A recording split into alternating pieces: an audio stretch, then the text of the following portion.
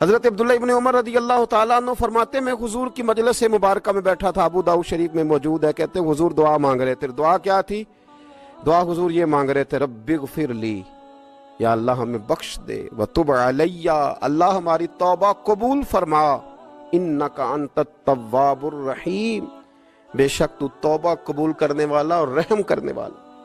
حضور دعا مانگ رہے تھے، اے اللہ رب اغفر لی، یا اللہ ہمیں بخش دے، وتب علیہ، اور ہماری توبہ قبول فرما، انک انت التواب الرحیم، بے شک تو توبہ قبول کرنے والا اور رحم کرنے والا۔ حضرت عبداللہ ابن عمر فرماتے اس ایک دعا کو ایک ہی مجلس میں ایک ہی جگہ بیٹھ کر میرے نبی پاک نے اپنی زبان اطہر سے 100 مرتبہ ادا فرمایا۔ 100 مرتبہ حضور نے یہ لفظ کہے، رب اغفر لی وتب علیہ، رب اغفر لی وتب علیہ، رب اغفر لی، اے اللہ بخش دے، رحم فرما، وتب علیہ، بس قبول کر لے نا اب ہماری توبہ، انک انت التواب الرحیم، بے شک تو توبہ قبول کر لیا کرتا ہے، تو رحم فرمایا کرتا ہے۔ ایک ہی مجلس میں 100 دفعہ حضور نے دعا مانگی، دعا مانگ کے پھر دعا مانگی، اور دعا مانگ کے پھر دعا مانگی۔ اللہ کو منایا میرے رسول پاک، حضور نے ہمیں بتلایا، اسے مناؤ، اس کی بارگاہ عالی مرتبت میں جھکو، اور حضور نے خود بھی یہ طریقہ ہمارے سامنے بطور سنت کے چھوڑا، اور پھر نبی پاک صلی اللہ علیہ وسلم نے آگے بڑھ کے ہمیں کچھ اور باتیں بھی ارشاد فرمائی۔ حضور نے ہمیں بتلایا کہ پچھلے لوگ اپنے رب کو کیسے مناتے تھے، وہ کس طرح اس کے حضور ناز عرض کرتے تھے، منانے کے طریقے بھی بتلائے۔ فرمایا جب ماں باپ دعا مانگیں گے اولاد کے حق میں تو وہ مان جائے گا۔ حضور علیہ السلام نے فرمایا جب مسافر دعا مانگے گا تو اللہ مان جائے گا۔ فرمایا میرے رسول کریم نے کہ جب بیمار دعا مانگے گا تو اللہ مان جائے گا۔ اور سید عالم علیہ السلام فرمانے لگے جب تمہارے ضعیف، کمزور، مجبور لوگ دعا مانگیں گے تو اللہ مان جائے گا۔ اور حضور نے فرمایا جب تم فرض ادا کر کے دعا مانگو گے تو اللہ مان جائے گا۔ اور میرے محبوب نے فرمایا جب پچھلی رات اٹھ کے تم اس کے حضور عرض کرو گے تو وہ تمہاری دعاؤں کو قبول کر لے گا، وہ تم مان جائے گا۔ اور حضور نے ہمیں دن بتائے، فرمایا جمعے والے دن مانگنا مان جائے گا، شب قدر کو مانگ لینا مان جائے گا، شب برات میں دعائیں کرنا وہ مان جائے گا، رمضان کی راتوں میں مانگنا مان جائے گا، قرآن پاک کے ختم کے موقع پر دعا کرنا مان جائے گا۔ طریقے بتلائے۔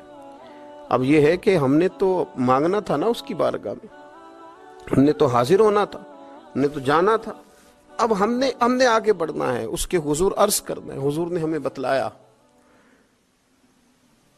کہ مومن متقی ہوتا ہے نا، پرہیزگار ہوتا ہے، تو اس نے کچھ نیکیاں بھی کی ہوتی ہیں، جس طرح اسے اپنے گناہوں کا پتہ ہوتا ہے نا، تو اسے پتہ ہوتا ہے کہ نہیں یار فلاں کام میں نے فقط اللہ کی رضا کے لیے کیا ہوا ہے، وہ میرا اور میرے رب کا راز ہے۔ فرمایا جب تم بڑے الجھ جاؤ نا، جب تم بڑی آزمائش میں آ جاؤ، اور جب تم سمجھ لو کہ اب میں بڑی تکلیف میں آ گیا ہوں، تو پھر ایک طریقہ حضور نے ہمیں اور بھی بتلایا مانگنے کا، ایک اور طریقہ بھی بتلایا، اور وہ روایت صحیح مسلم میں موجود ہے۔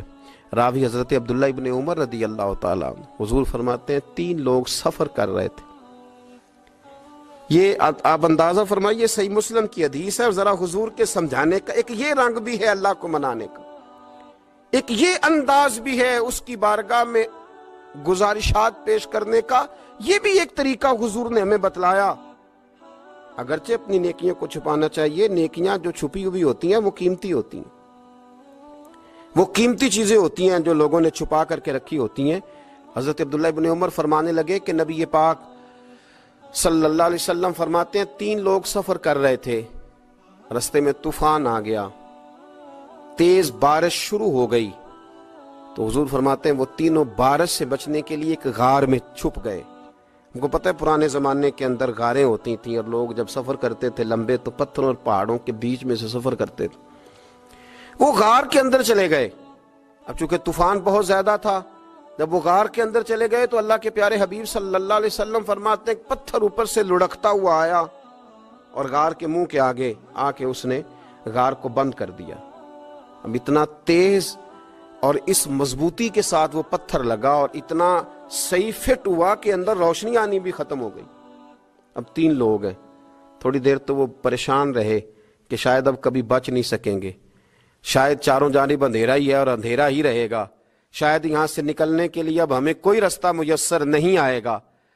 وہ پہلے تو پریشان ہوئے, پھر کہنے لگے یار اس طرح کرو, ذرا غور کیجئے گا میری بات پہ. فرمایا اس طرح کرو, اگر کوئی زندگی میں نیکی کی ہے نا تو ذرا اس نیکی کو یاد تو کرو, اور یاد کر کے اس مالک کے حضور عرض تو کرو, وہ کریم ہے, کوئی آنکھو شاید من جاوے تے گل کم تتڑی دا بن جاوے, عرض تو کرو. تو ان میں سے یہ آپ اندازہ فرمائیے, یہ بات بیان کون کر رہا ہے؟ یہ مدینے والے رسول بیان کر رہے ہیں, یہ نبی پاک علیہ السلام نے بیان فرمایا. یہ وہ کہانی ہے جو ہمیں ہمارے نبی پاک نے سنائی, رسول کریم علیہ السلام نے ہمیں بتلائی, یہ داستان محبت. حضور فرمانے لگے, ایک نے ان میں سے ہاتھ اٹھائے اور اس نے انداز کیا چھیڑا, عرض کرنے لگا اللہ تو جانتا ہے نا میں نے بکریاں رکھی ہیں, میں غریب ہوں, مزدور ہوں, اور مالک تو یہ بھی جانتا ہے کہ میرے بچے بھی ہیں, بیوی بھی ہے, پر میں جب بھی گھر لوٹا ہوں تو دودھ میں نے بچوں اور بیوی کو پہلے نہیں دیا, بوڑھے ماں باپ کو پہلے دیا. اللہ میں نے ان کے ساتھ ہمیشہ کرم کے بازو کھول کر معاملہ کیا. وہ غار میں تنہا بیٹھے ہیں اور اپنے مالک کو منا رہے ہیں. عرض کرتے ہیں اللہ تجھے یاد ہے نا ایک رات جب میں بڑی دیر سے لوٹا تھا, لکڑیاں کاٹتے, درخت تلاش کرتے, مجھے دیر ہو گئی, میں دیر سے لوٹا تھا, نیت یہ کر رکھی تھی کہ دودھ سب سے پہلے ماں باپ کو پلاؤں گا. مالک جب میں لوٹا تو وہ بوڑھے تھک کر کے سو گئے تھے. میری بیوی